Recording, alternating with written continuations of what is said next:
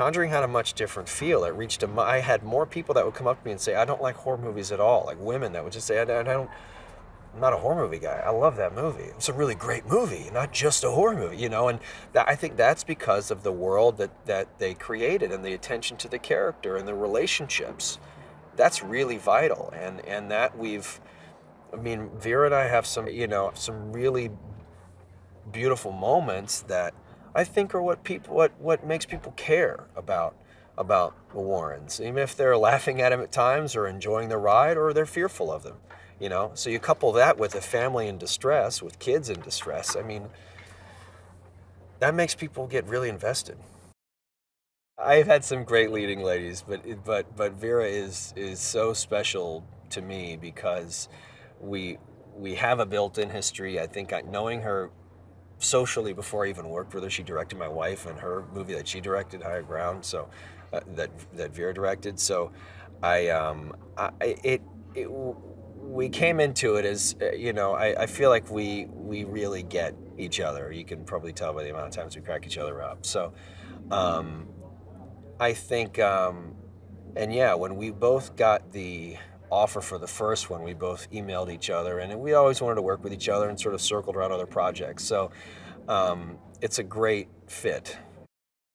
The fish out of water element was for me was really I thought was going to be really important, and also just to give real scope of where Ed and Lorraine would go. It wasn't just a local.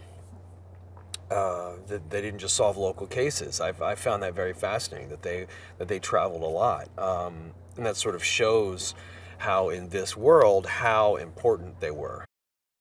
Me and Vera had sort of resigned ourselves to like, okay, he's not going to come back.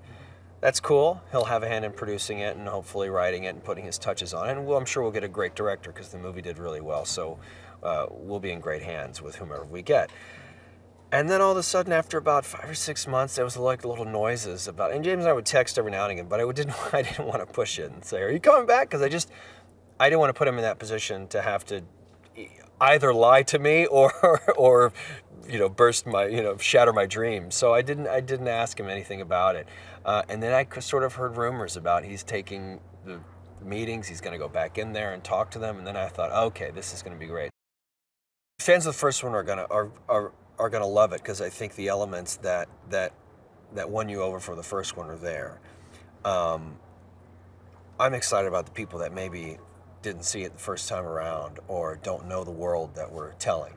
And when you see how much care we've taken with these with all the players involved, and I think you have an international story with the kids in distress, the true story, the most documented case.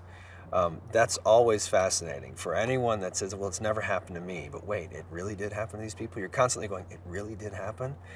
For these people, it really did happen. That's going to pull people in.